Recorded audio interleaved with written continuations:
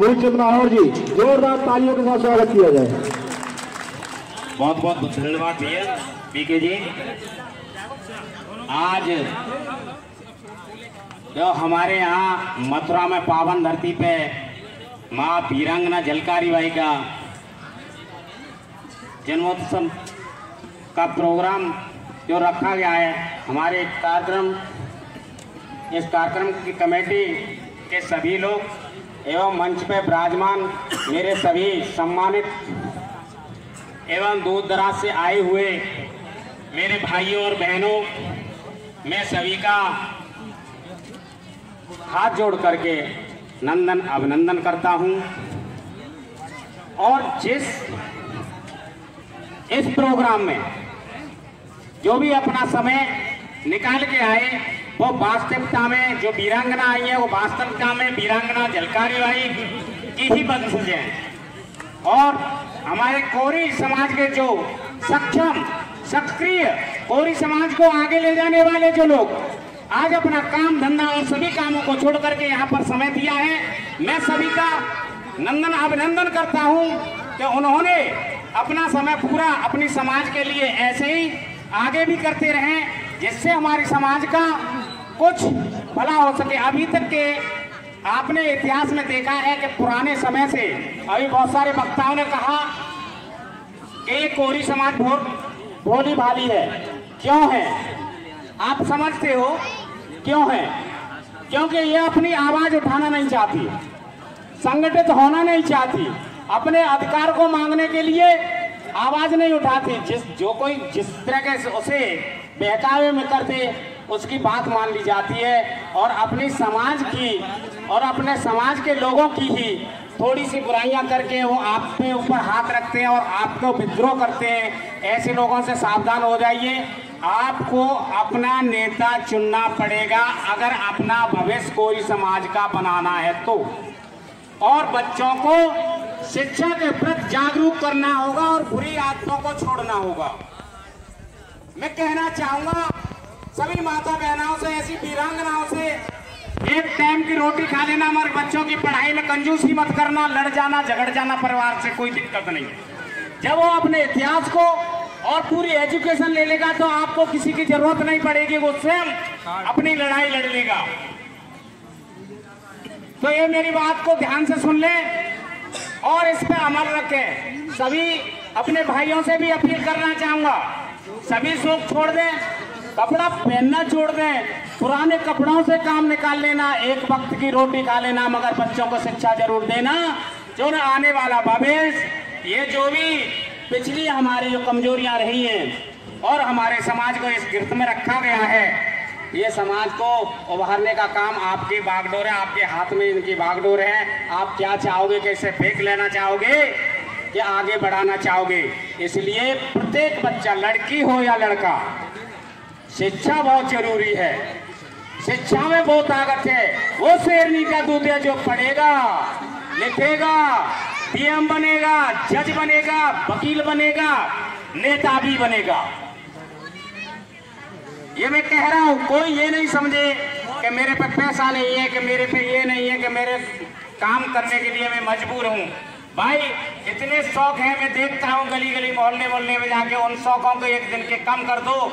उन शौकों को कम करके उससे शिक्षा के प्रति करोगे तो मैं बता रहा हूं कि बच्चों का भविष्य, आने वाला भविष्य पूरी समाज का, हर चपरासी से लेकर के डीएम जज तक अपने समाज के भी होंगे जैसे अन्य समाजों के होते हैं।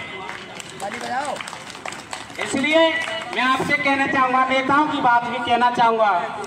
देखो, एक दो पंक्तियां मैं आपके सामने रखना चाहता हूं, और वो बड़ा अधिकतर हमारी समाज पे उतरती हैं, क्योंकि हमारी समाज की थोड़ी सी जो वित्तीय हालत है थोड़ा कमजोर है, और जो सक्षम हो चुके हैं वो अधिकतर सहयोग नहीं करते। कहीं ना कहीं उनकी भी कमी है, अपनी समाज के लिए कहीं ना कहीं उनकी भी कमी है। क्योंकि कोई भी अधिकारी, कोई भी किसी विभाग में अगर किसी पद पर चला जाता है तो वो भी समाज को भूलने का काम करता है, कुछ ही परसेंटेज में हेल्प करते हैं, नहीं तो वो भी अपनी जातियां छुपा लेते हैं कहीं, और जब रिटायर होकर के आते हैं तो फिर उन्हें समाज की याद आती है। तो मैं उन्हें भी सचेत करना चाहूंगा कि किसी भी पद पे हैं, कुछ नहीं तो कुछ न कुछ बच्चों को, आने वाले भविष्य को अपना सजेशन दें, उनकी मदद करें, अपने लोगों को कहीं न कहीं से मदद करें।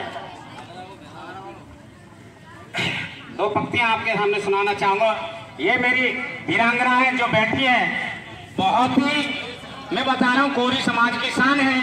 आज मैं चाहता हूँ कि आज मथुरा में जो प्रोग्राम हुआ है उसमें हमारी वीरांगनाओं की थोड़ी सी कमी, कि अधिक से अधिक महिलाओं की संख्या यहाँ पर कम से कम बराबरी की होनी चाहिए, क्योंकि महिलाओं की संख्या बहुत जरूरी है। आपके हाथ में परिवार की डोर होती है, आप परिवार की मालिक होती हैं। तो दो पंक्तियों के साथ थोड़ा सा समय का भी अभाव, भाई साहब ने बड़ा मुश्किल से अपना समय लिया, मैंने तो सुनाता हूँ। मेरे देश के नेताओं, जो आज का समय चल रहा है उनके लिए दो पंक्तियां हैं मेरे पे।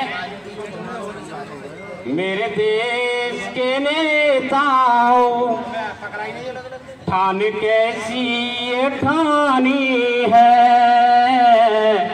मेरे देश के नेताओं, ठान कैसी ये ठानी है, देश भारत हुआ जा रहा, पर तुम पर जवानी है, मेरे देश के नेताओं, ठान कैसी ये ठानी है, देश भारत हुआ जा रहा,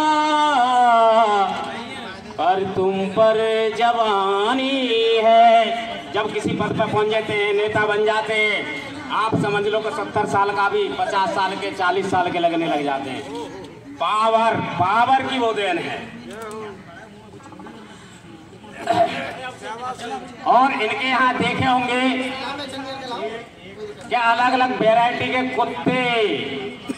कुत्ते भी पाले जाते हैं, कुछ जानवर के रूप में पाले जाते हैं, कुछ आदमियों के रूप में भी पाले जाते हैं। दो तरह के होते हैं। दोबारा से मैं रिपीट कर रहा हूं थोड़ा सा। मेरे देश के नेताओं, ठान कैसी ये ठानी है, देश भारत हुआ जा रहा, मगर तुम पर जवानी है। इन चाय बिस्कुटों को, इन चाय बिस्कुटों को इनके कुत्ते नहीं खाते,